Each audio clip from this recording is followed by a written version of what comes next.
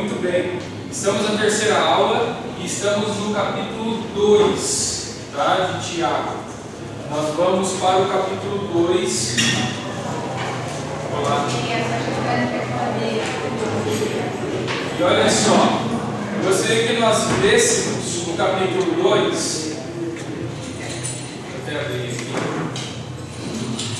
Vamos ler Tiago 2. Você pode seguir na sua Bíblia ou ler aqui, que aqui às vezes a página rola não muito bem, mas Tiago 2, tá? Nós vamos ler pelo menos até o versículo 24, tá? Olha só, meus irmãos, não tenhais a fé em nosso Senhor Jesus Cristo, Senhor da glória, em acepção de pessoas. Se, portanto, entrar na vossa sinagoga algum homem com anéis de ouro nos dedos e trajos de luxo, e entrar também algum pobre andrajoso, e tratar-lhes com deferência o que tem os trajos de luxo,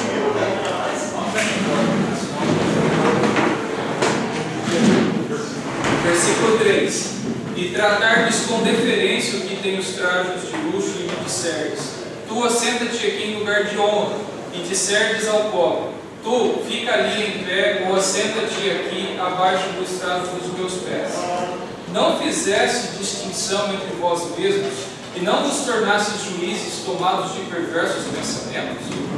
Ouvi, meus amados irmãos, não acolheu Deus os que para o mundo são pobres, para serem ricos em fé e herdeiros do reino que Ele prometeu aos que o amam? Entretanto, vós outros menosprezastes o pobre. Não são os ricos que vos oprimem, não são eles que vos arrastam para tribunais? Não são eles os que blasfemam o bom nome que sobre vós foi invocado? Se vós, contudo, observais a lei régia segundo a Escritura, amarás o teu próximo como a ti mesmo, fazeis bem. Se, todavia, fazeis acepção de pessoas, cometeis pecado, sendo arguidos pela lei como transgressores. Pois qualquer que guarda toda a lei, mas tropeça em um só ponto, se torna culpado de todos. Portanto, aquele que disse: não adulterarás, também ordenou: não matarás. Ora, se não adulteras, porém matas, vens a ser transgressor da lei. Falai de tal maneira, e de tal maneira procedei como aqueles que hão de ser julgados pela lei da liberdade, porque o juízo é sem misericórdia para com aquele que não usou de misericórdia. A misericórdia triunfa sobre o juízo. Meus irmãos, qual é o proveito se alguém disser que tem fé, mas não tiver obras? Pode acaso semelhante fé salvá-lo? Se um irmão ou uma irmã estiverem carecidos de roubo e necessitados de alimento cotidiano, e qualquer dentre vós lhes disser: ide em paz, aquecei-vos e fartai-vos, sem contudo lhes dar o necessário para o corpo, qual é o proveito disso? Assim também a fé, se não tiver obras, por si só está morta. Mas alguém dirá: tu tens fé e eu tenho obras. Mostra-me essa tua fé sem as obras, e eu com as obras te mostrarei a minha fé. Crês tu que Deus é um só?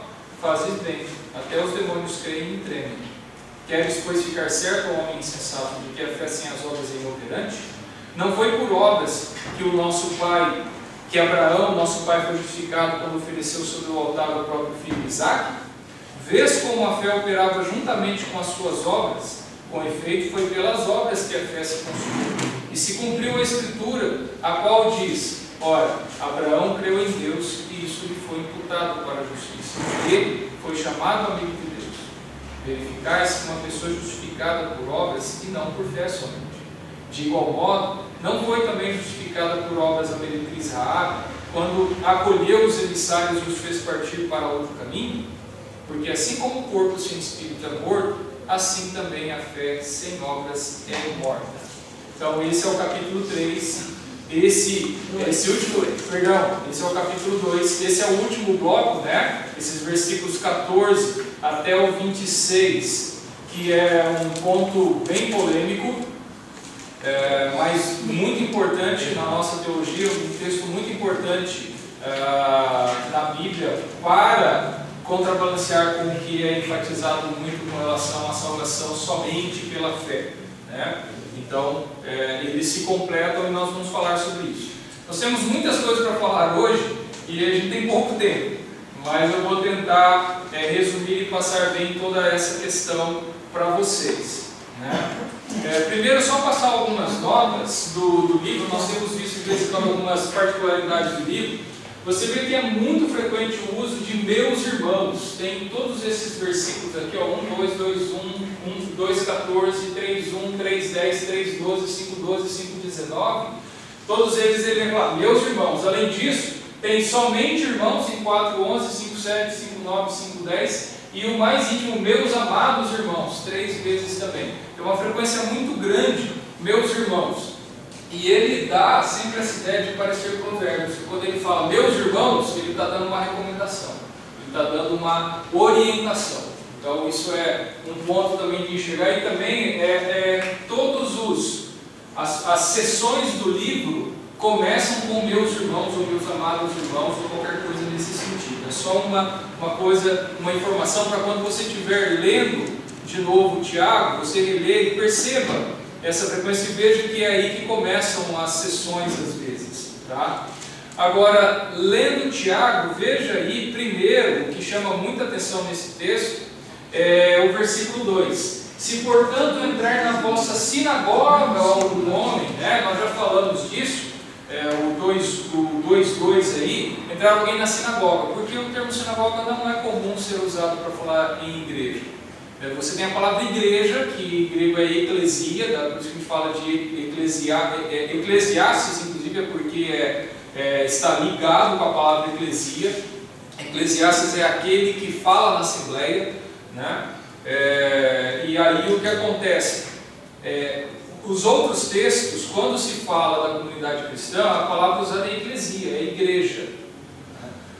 Só aqui está usando sinagoga. E a sinagoga era o nome usado para a reunião dos judeus. Então ele criou vários debates. Só que a palavra sinagoga também significa assembleia, lugar de reunião.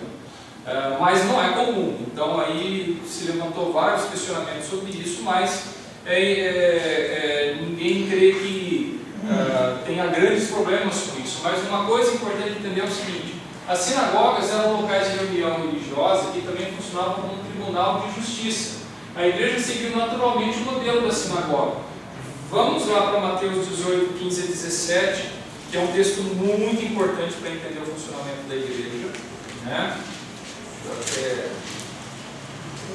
Mateus 18, 15 a 17. Eu estou com o texto aqui, ó.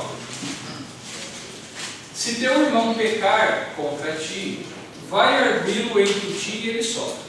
Se ele te ouvir, ganhaste teu irmão.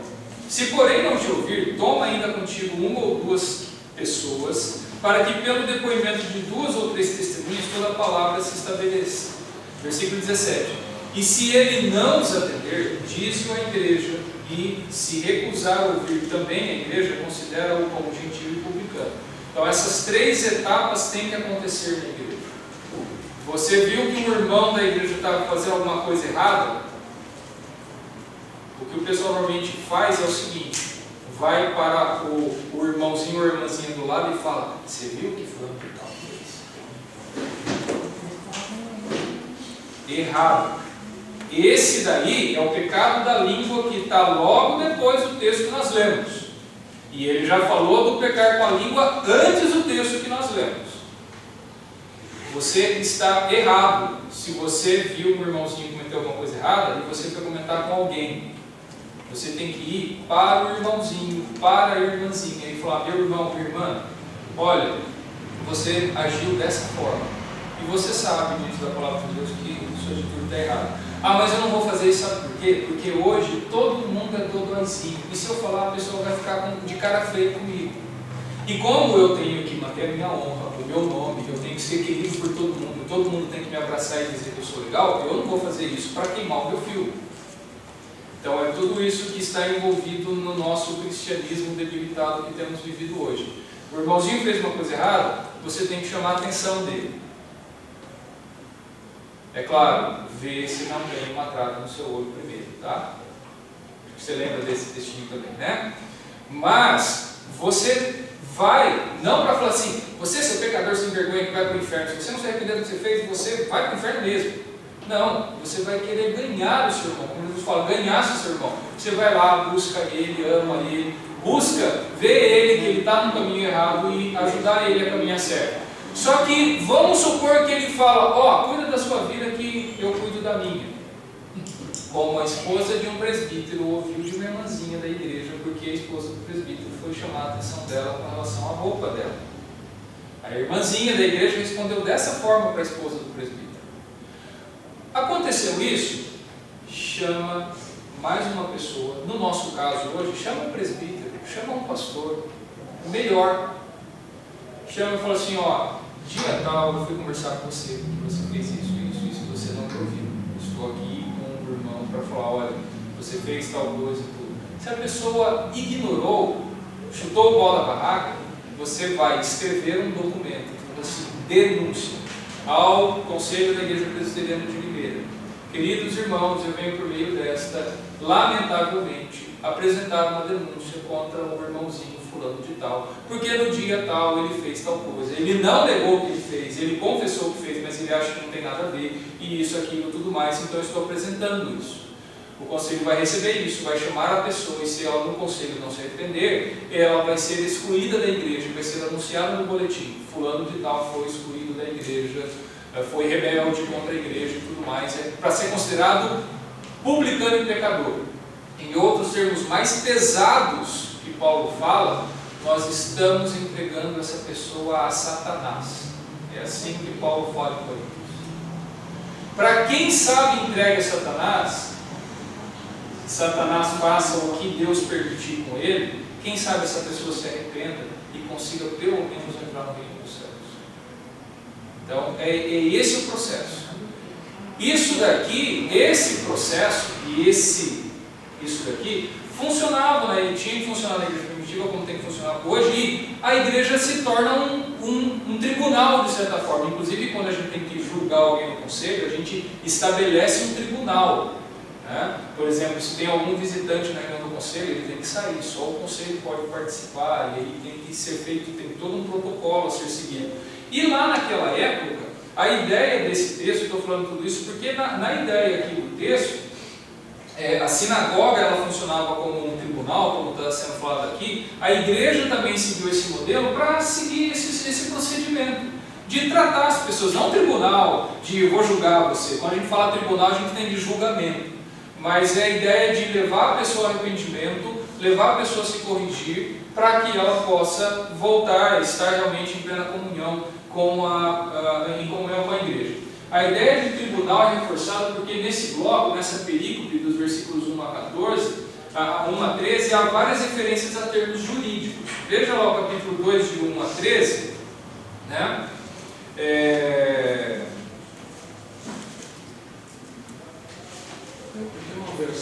Versículo 4. Sinagoga da igreja, fala ajuntamento. Ajuntamento, exatamente. É uma tentativa do pessoal, porque a palavra sinagoga é esquisita no texto bíblico. Algumas traduções em inglês também, quando vocês se congregam, né? Porque há essa dúvida. Mas você vai ver essa mesma palavra quando você tem lá nos evangelhos, Jesus falando, ele entrou na sinagoga de Cafarnaum, né? Então você tem todas essas questões. Versículo 4: não fizesse distinção entre vós mesmos e não vos tornastes juízes, né? E você tem vários outros termos. Versículo 6, ele está falando de arrastar, no final do versículo 6, vos arrastam para tribunais. Versículo 8, se vós contudo observais a lei régia, ele fala, não só fala da lei, observar a lei, ele fala da lei régia.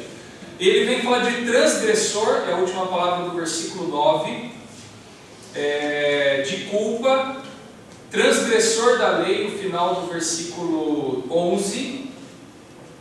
E aí, olha só, versículo 12, falei de tal maneira procedei como aqueles que hão de ser julgados pela lei da liberdade. Aí ele vem falar de juízo, ser sem misericórdia para quem não usou de misericórdia. Então alguns acham que aqui pode acontecer de estar havendo um tribunal, e ele também está fazendo um jogo aqui, né? Porque ele vai falar, não são os ricos que jogam vocês para os tribunais? Versículo 6, entretanto vós outros menosprezaste o pobre. Não são os ricos que vos oprimem, e não são eles que vos arrastam para tribunais, falando, olha como é que vocês julgam aqui dentro da igreja, e o assunto dele aqui vocês parecem que ficam favorecendo quem é rico. na igreja. Mas não são os ricos que acabam processando vocês e levando para o tribunal, não, é o tribunal da igreja, o tribunal mesmo. Então é uma chamada que ele dá. Mas vamos adiante. Alguns acham que o versículo 2:1 indica que a igreja poderia estar aceitando a conversão de ricos sem muitos critérios. Isso é uma teoria, tá? Quando vem falar o versículo 2:1 aí, ó, porque ele vem falar assim: meus amados, meus irmãos, não tenhais a fé em nosso Senhor Jesus Cristo, Senhor da glória, em acepção de pessoas. Eu falo assim: não tenham a fé de vocês, a salvação de Cristo, não tenham a fé do Senhor Jesus sendo usada com acepção de pessoas. Ou seja, para aceitar a fé do Senhor Jesus é aquela história: o cara é rico, o cara é importante, vai dar um bom dízimo, e o cara é influente na cidade. E ele assim, o cara é um juiz da cidade, acho que a gente vai pedir para ele fazer a classe de catecúmenos, o basicão lá. Não precisa não. A gente já aceita. Imagina, a gente perdeu a oportunidade de ter o cara como membro da igreja. Tem a questão de status, tem a questão financeira. Aceita. O cara fala: é o seguinte, eu sou juiz, eu não tenho tempo de ficar vindo todo domingo de manhã aqui assistindo uma aulinha. Eu sou um doutor. Ficar ouvindo a aulinha de um Zé Mané aí que não é formado. Eu não tenho tempo para isso, mas eu quero ser membro dessa igreja, eu gostei dela, é legal. E aí não vamos ver, não, o cara é gente boa, ele é respeitado na cidade, ele é uma boa pessoa, ele é uma pessoa de boa índole, de bom nome. Eu acho que a gente pode abrir mão disso. Eu acho que não há necessidade. Vamos só bater um papo com a pessoa, ver se ele entendeu a fé em Jesus Cristo e tudo mais, e boa. É isso que talvez alguns acham que pode não está explícito no texto, que é essa questão. Tá? Isso é uma teoria, é um acho. Porque ele começa falando: não tenham a fé em acepção de pessoas, porque ele vai falar aqui de tratar as pessoas de forma diferente na igreja. Mas alguns acham que isso poderia ser um caso que está acontecendo ali, tá? Mas não é diretamente o que ele está tratando aqui na história. Importante notar a frase distinção entre vós mesmos, é enfático, não é nem distinção entre vós, distinção entre vós mesmos, que está no versículo 4 aí, ó. Não fizestes distinção entre vós mesmos e não vos tornastes juízes tomados de perversos pensamentos. Por quê?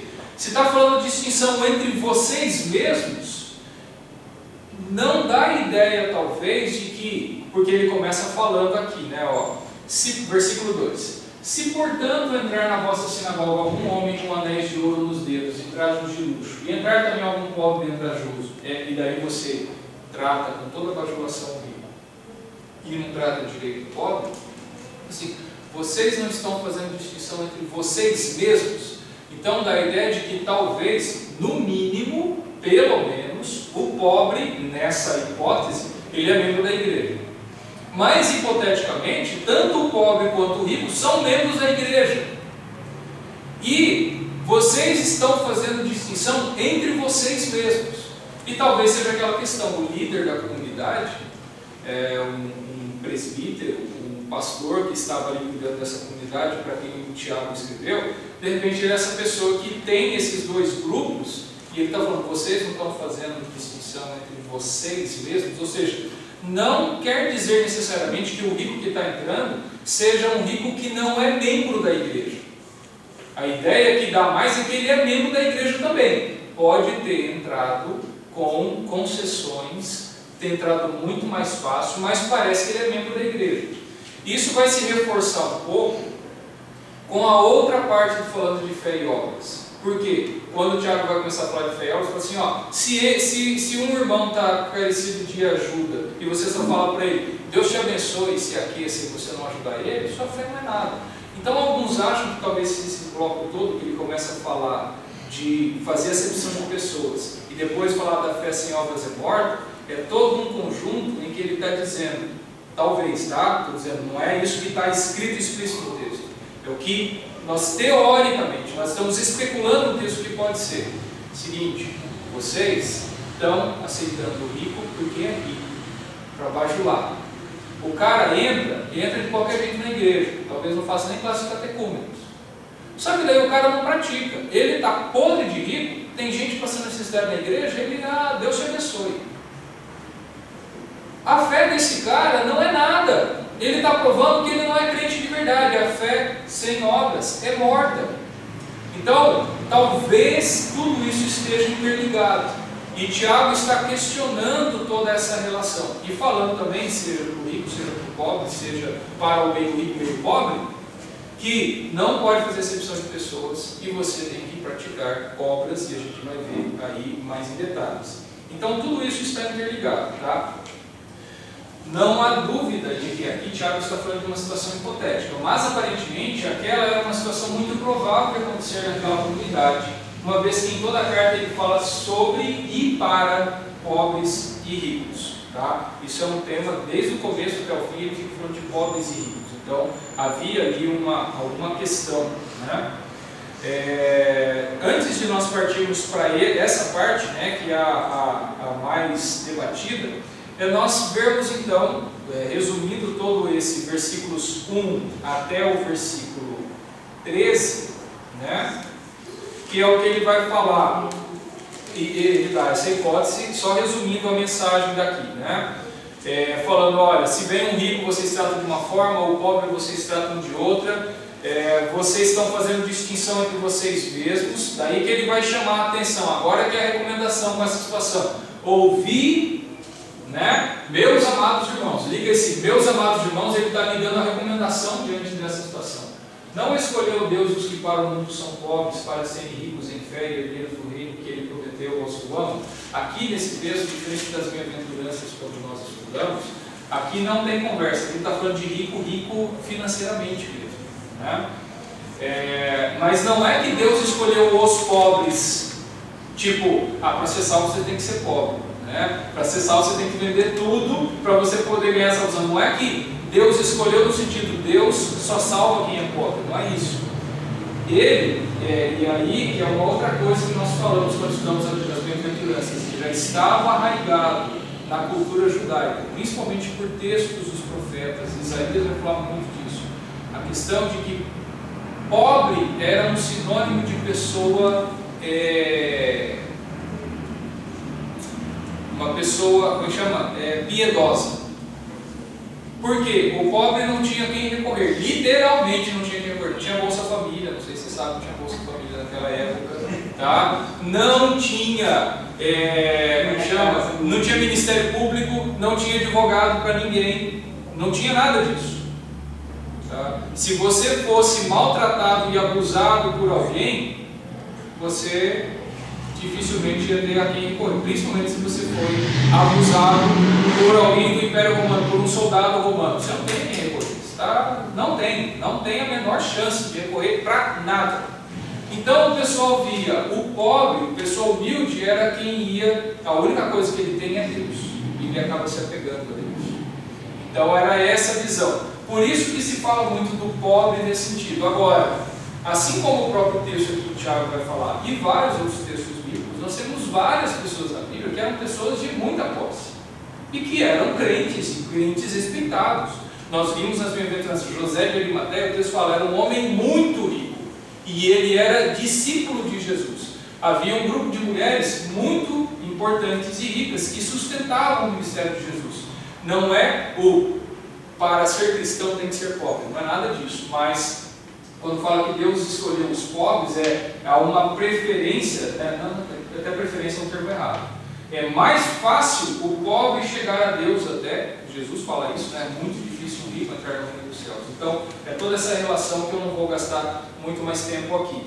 Agora ele fala, entretanto vocês menosprezam o pobre. Não são os ricos que oprimem vocês. E ele está falando, vocês estão aí bajulando os ricos, mas não são eles que oprimem vocês. Então ele está chamando a atenção. Não são eles que blasfemam o bom nome que sobre vós foi invocado? Então aqui ele está falando de gente fora da igreja. Né? Então de ricos que falam mal do cristianismo. Mas ele está falando aqui de fazer acepção de pessoas. Se todavia fazer acepção de pessoas cometeis pecado, e vocês são transgressores. Então ele fala direto, fala pesado, né? Versículo 12. falai de tal maneira e de tal maneira procedei como aqueles que estão de ser julgados pela lei da liberdade. E o versículo 13 eu acho importante, porque o juízo é sem misericórdia para com aquele que não usou de misericórdia.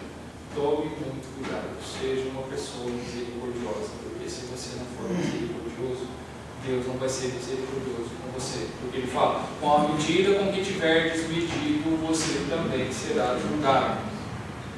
Seja misericordioso. Aí ele dá pelo menos um alento para a gente. A misericórdia triunfa sobre o juízo. É claro, e é só por causa disso nos Salmos, né? Porque a misericórdia de Deus, porque se fosse só o juízo de Deus, nós já estaríamos condenados ao inferno. Mas a misericórdia de Deus vem, né? E a misericórdia triunfa sobre o juízo. E de certa forma, se eu pudesse dizer, né, abre uma meia sessão heresia agora, tá? Você sabe que é o momento da sessão heresia. Deus é mais misericordioso e mais amoroso do que justo. Né? Não que ele seja mais, ele é amoroso e justo. Mas parece que se der empate, a misericórdia vence sobre o juízo. Essa é a sensação que dá, porque é a forma como Deus trata a gente. Né? Então se nós pudéssemos dizer de certa forma, é isso que a palavra nos mostra. Agora, chegamos no texto que é a polêmica ali. E polêmica por causa do texto de Paulo. Você tem que ver lá, né? Eu vou colocar aqui Romanos 3. Lá para o 3:20, opa, coloquei errado, peraí.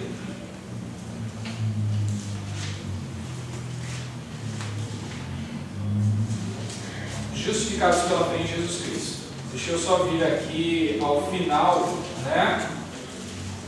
O versículo 28 de a conclusão. Romanos 3:28. Concluímos, porque Paulo está fazendo toda uma argumentação desde lá do começo do capítulo 2. Concluímos, pois, que o homem é justificado pela fé, independentemente das obras da lei. Aí eu vou para o texto de Tiago falando, o homem é justificado pela fé, mas a fé sem obras é morta. Ele vai falar que não tem como ser justificado só pela fé.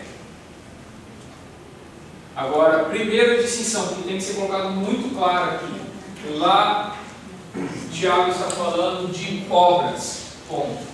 Paulo está falando de obras da lei. Por quê? Não que uma não tem nada a ver com a outra, uma tem a ver com a outra. As obras da lei é uma coisa muito abrangente.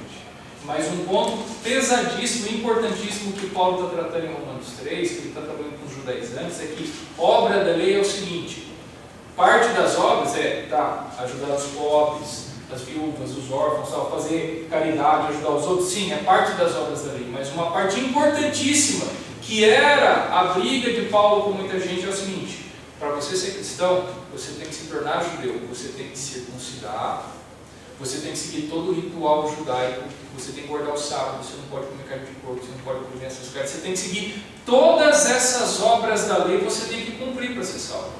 Não é, Paulo não está falando aqui, você não precisa fazer caridade, você não precisa ajudar os outros. O que Paulo está batendo aqui é essas obras, de fazer essas obras dos rituais judaicos. Agora, ele está falando também que você não é salvo por obras que você faça. Não adianta você, então eu vou fazer o seguinte, então eu posso fazer caridade, fazer um monte de coisa boa, ajudar os outros, eu vou ser misericordioso, e aí então eu consigo a salvação. Não dá, você não vai conseguir. E aí que está outro ponto. Paulo está falando, assim, Paulo está falando sobre daqui até aqui. Tiago está falando daqui até aqui. Essa é a questão. Paulo está falando sobre a fé que te justifica, né? E que para chegar até aqui na salvação, você não tem como andar esse caminho. Você não anda. É Deus que te pega aqui e Ele te arrasta e te coloca aqui. Essa é a salvação. Que independentemente das obras, você não fez nada para ser salvo. Deus fez tudo, e ainda te arrastou e te justificou e te convenceu do pecado, da justiça e do juízo. Agora, o que Tiago está falando é o seguinte: agora, se a partir daqui você não caminhar com obras, você está dizendo que você não entendeu isso daqui.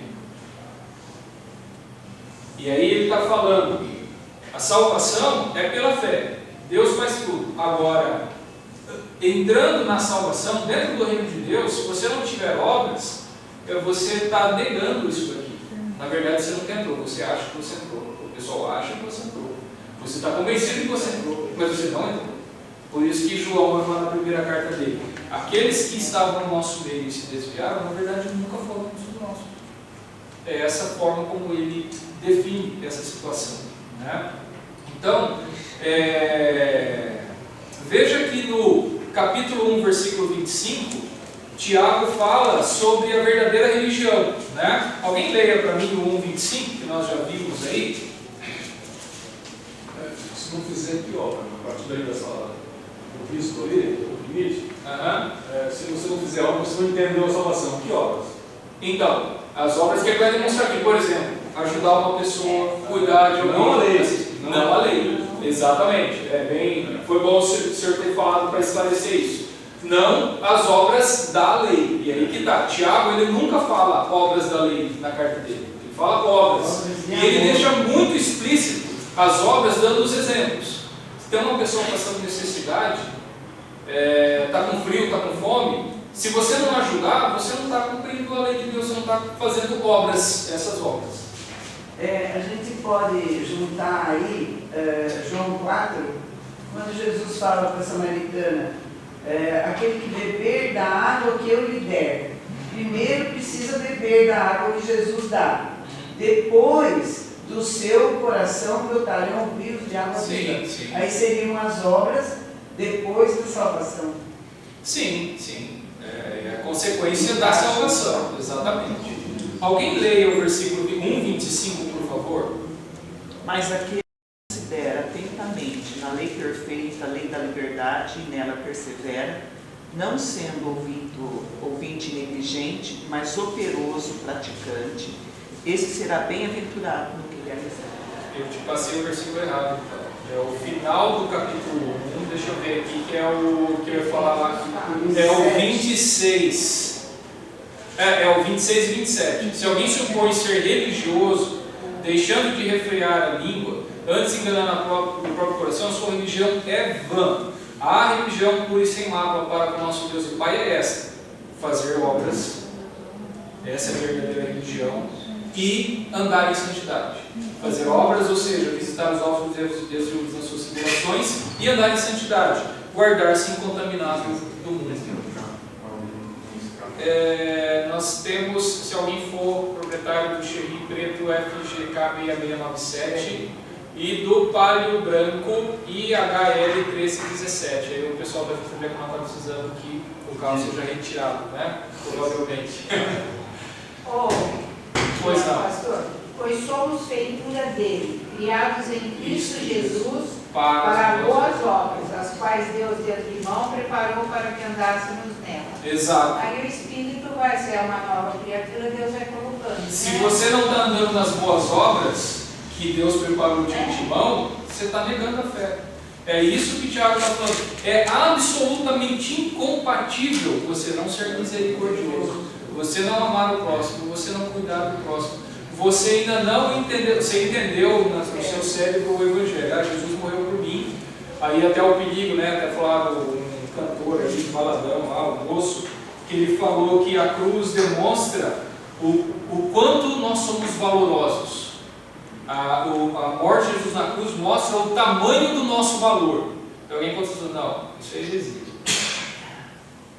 Jesus na cruz mostra o tamanho do amor dele por nós, porque valor nós não temos nenhum. Deus não morreu por você. Eu não posso perder esse pessoal, eles são muito valorosos, né? Vai ser um bom negócio eu investir naquela turminha. Deixa eu morrer no lugar deles para resgatar esse pessoal. Jesus já tem tudo absolutamente na glória. Ele veio porque ele teve misericórdia. Se Deus quisesse, ele falou assim, apaga tudo. Foi como ele fez em Gênesis 6. Falou, seguinte, reseta. Aperta o botãozinho reset lá, dá Ctrl Del, porque virou bagunça. Eu vou acabar com tudo e vou começar de novo. Tá? Aí ele falou assim, não, espera um pouquinho. Eu vou dar uma chance com esse Noé. Vai, Noé, de você eu vou fazer uma nova turma. Deus pensou em fazer isso de novo em Êxodo 32. Ele falou, Moisés, seguinte, eu vou acabar com esse povinho aí. Desce lá, enquanto você estiver descendo, eu vou acabar com eles. Só que de você, só de você, da sua família, eu vou fazer um novo povo de Israel. Vou começar do zero. Moisés intercedeu para que Deus não fizesse isso, mas se Deus, vamos começar do zero. Por que ele não fez a mesma coisa? Não, meu filho não vai morrer não. Todo sem vergonha pecador, vai tudo no inferno, vamos começar de novo. Ele tem tempo para isso, não sei se você sabe que ele não está atrasado, né? Ele tem tempo para isso. Mas ele não quis fazer isso. Eu vou achar um meio, dentro das minhas próprias leis que eu estabeleci, para resgatar esse pessoal. Não porque eles prestam, não porque eles merecem. Deus fala isso para Israel, falando, ó, o Senhor escolheu vocês, não é porque vocês são um povo importante, não é porque vocês são grandes, pelo contrário, vocês são um povinho, vocês eram um bando de escravos numa grande nação. Eu fiz isso porque eu amo vocês. E é a mesma coisa, igreja. Então não é por valor nenhum. Agora, Deus, como ela leu já, Deus preparou tudo de antemão para que nós andássemos nessas obras. Se eu não ando nessas obras, eu estou negando todo esse amor de Deus por mim. Tudo que Ele já fez na cruz. Toda a obra dele. Então nós vemos aqui, já no final do 1, ele fala sobre a verdadeira religião. Agora em 2, de 14 a 26, que é essa perícope aí sobre fé e obras, ele vai voltar a falar o que é uma verdadeira religião, o que é um verdadeiro cristianismo. Tá? Alguém abra para mim 1 de João 3, 16, 17 e 18. 1 de João 3, 16, 17 e 18. E aí nós vamos ver que é comparável aos versículos 15 e 16. Então, Tiago 2, 15 e 16 é comparável com 1 de João 3, 16 a 18. Alguém leia, por favor, para mim esse texto de João? Isto conhecendo o amor que Cristo deu sua vida por nós, devemos dar nossa vida pelos irmãos. Ora, aquele que possuía. Começa, esse é o 16? Tá. Agora é o 17. Ah, tá. Aquele que possui o recurso desse mundo, devia ser irmão para receber necessidade e fechar no seu coração, como pode permanecer nele o amor de Deus? Exatamente. Então, o que acontece? É a mesma coisa, em outras palavras, do que Tiago está falando aqui. Se um irmão ou irmã estiverem carecidos de roupa e necessidade de alimento cotidiano, e qualquer dentre vós lhe disser, ide em paz, aquecei-vos e fartai-vos, sem contudo lhes dar o necessário para o corpo, qual o proveito disso? Então, o que adianta você falar que você ama a Deus e você não ajuda quem está passando necessidade? Você está negando isso. Não adianta você confessar. E aí que chega uma coisa importante aqui nesse texto de Tiago. Ele fala, qual é o proveito se alguém disser que tem fé, mas não tiver obras? E olha que questionamento importantíssimo. Pode acaso semelhante fé salvá-lo? E é uma pergunta retórica que a resposta é clara, não. Não adianta que tenha. E aí ele dá esse exemplo que nós lemos, 15 e 16. Versículo 17, ele coloca uma primeira conclusão. Assim também, a fé, se não tiver obras, por si só está morta.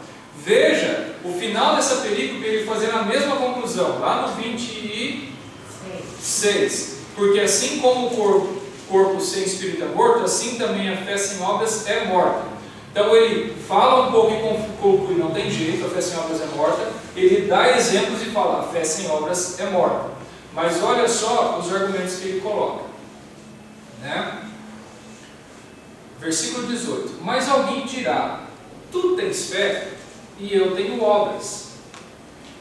Mostra-me essa tua fé sem obras, e eu com as obras te mostrarei a minha fé. Porque alguém fala assim, mas eu tenho fé em Jesus Cristo. Daí ele está criando uma situação hipotética, e ele fala assim, então, olha, eu tenho obras, vamos fazer o seguinte, me mostra essa tua fé. Como é que você demonstra essa fé? Você está confessando, você está falando que a sua fé, eu creio em Jesus, tá bom. Como é que você mostra que você crê com a sua fé? Agora eu vou dizer o seguinte, eu tenho obras, mas com as minhas obras eu vou mostrar que eu tenho a fé que você disse ter. Ele está fazendo esse jogo aí. E aí o versículo 19, crês tu que Deus é um só? E ele fala que Deus é um só porque essa era a confissão dos judeus, né? Lá em Deuteronômio tem o Shamá, que eles chamam que é a confissão de fé dos judeus, né?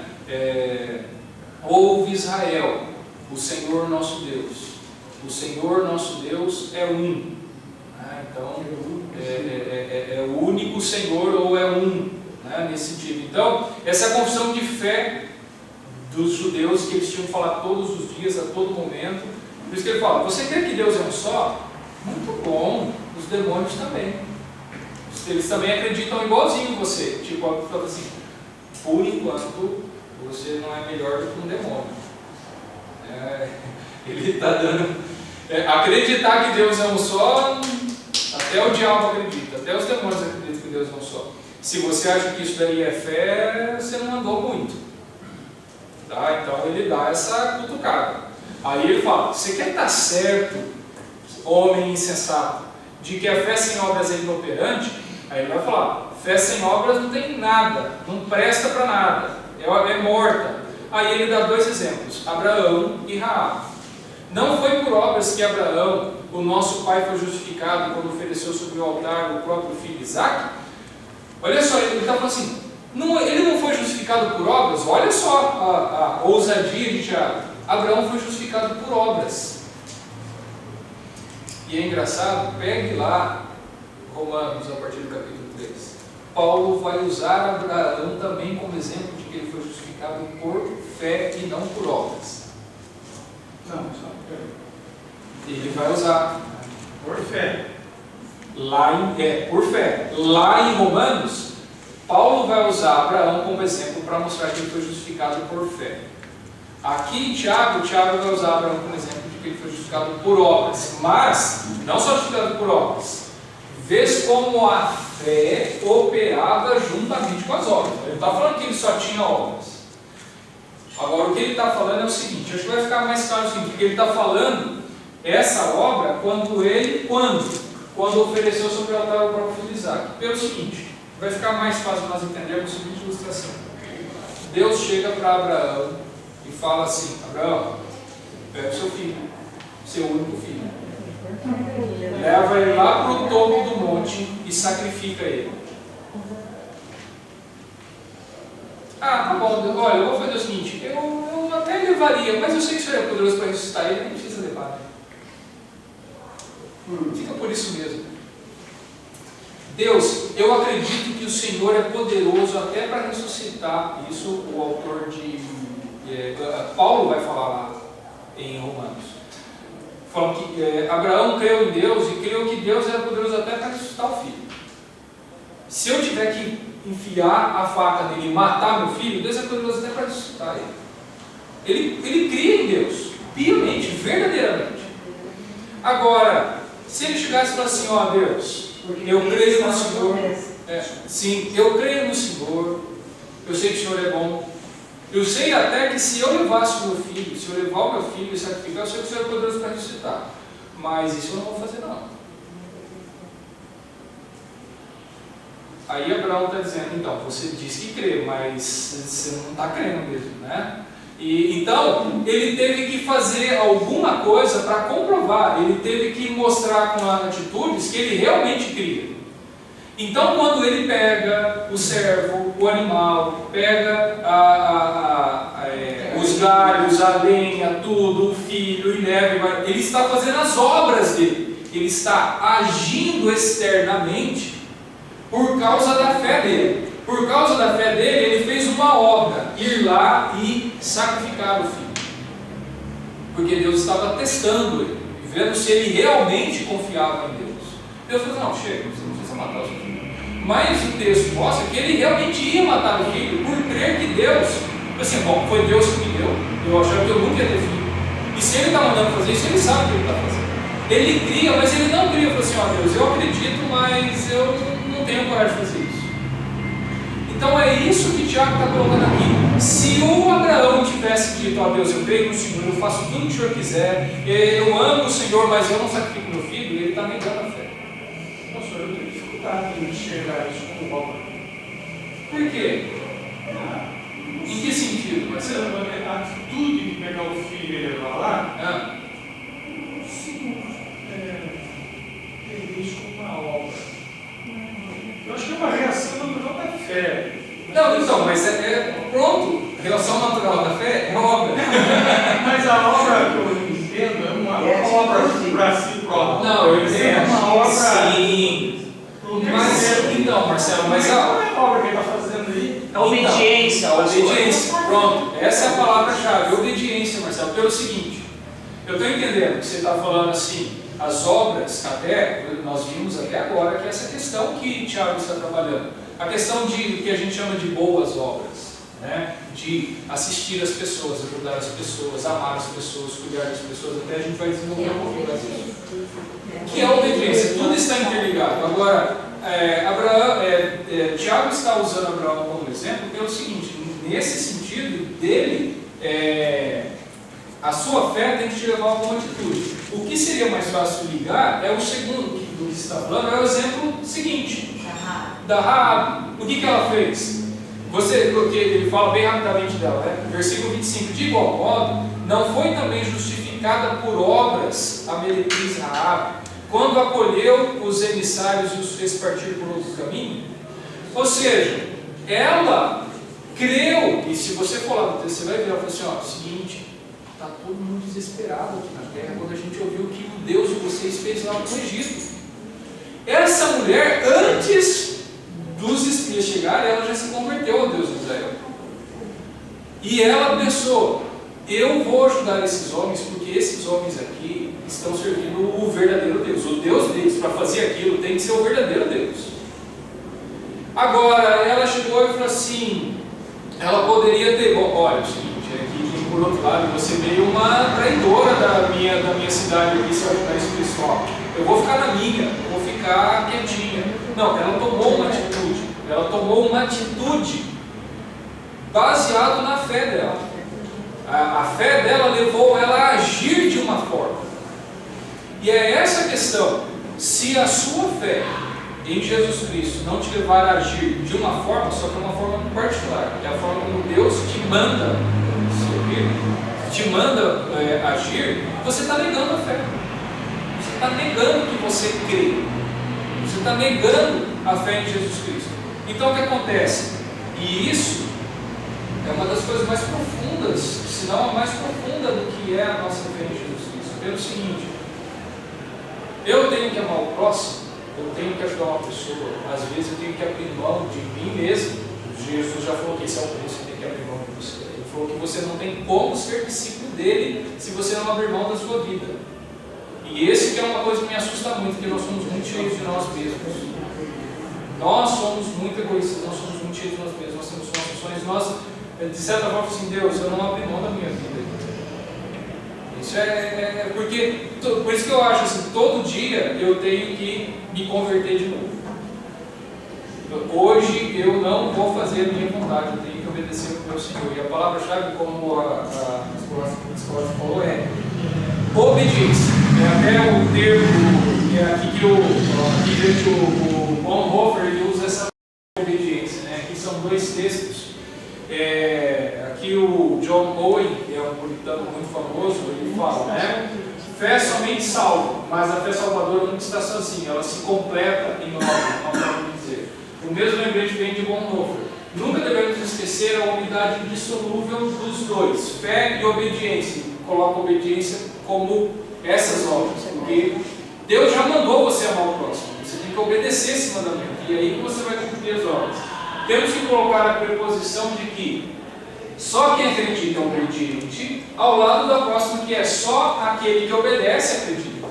Uma está ligada com a outra. Por um lado, a fé é a condição para a obediência, por outro lado, a obediência é a condição para a fé. Uma está interligada à outra. Né? E é isso que nós precisamos entender.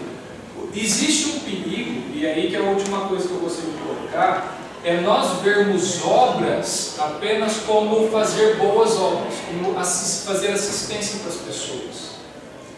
Pelo seguinte, obra do que ele está falando aqui é também o seguinte, até o exemplo que a gente colocou já antes. Você viu uma pessoa agindo de forma errada, ou, vamos supor, uma pessoa te maltrata na igreja. E você, ao invés de rebater, que é aquela história, né? Eu não levo desaforo para casa, eu não engulo o sapo. Sim, você engole.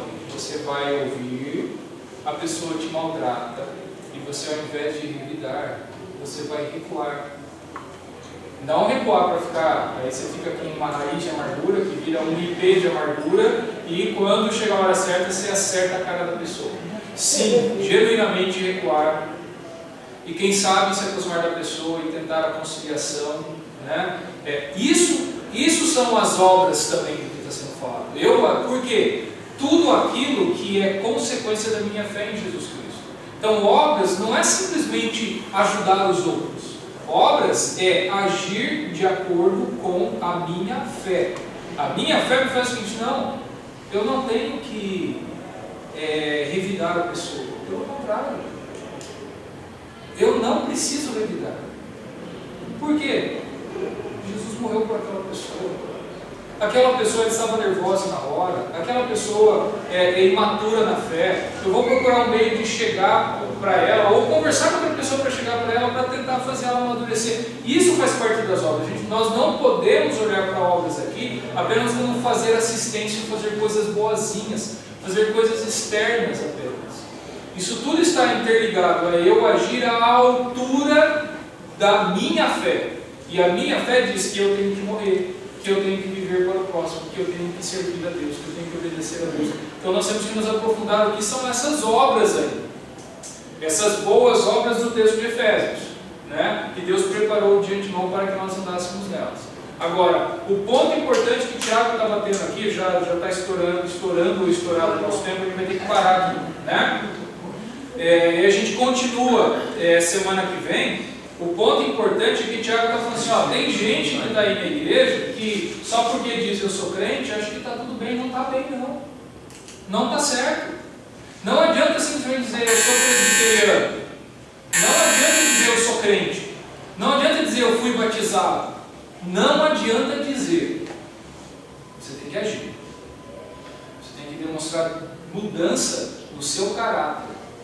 Você tem que demonstrar mudança nas suas atitudes. Aí, naturalmente, mudando o seu ser através da obra de Jesus Cristo, você naturalmente vai ajudar alguém quando precisar ajudar alguém.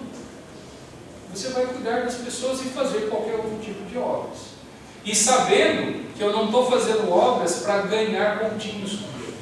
Não é aquilo que ele falou. Não é para conseguir comprar o favor de Deus. É só uma reação daquilo que Deus fez por mim. Eu vou fazer não porque eu tenho que fazer, porque eu quero fazer, porque é parte da minha natureza. É isso. Tá? É aquela questão do escovar os dentes. Você escova os dentes, se você for dormir sem escovar os dentes, você não dorme. Mas quando você era criança, você brigou com a mãe e com o pai, né? Mas você criou um hábito, e aquilo ficou tão impregnado em você, que você não consegue mais ficar sem aquilo. É essa transformação que você tem que ter.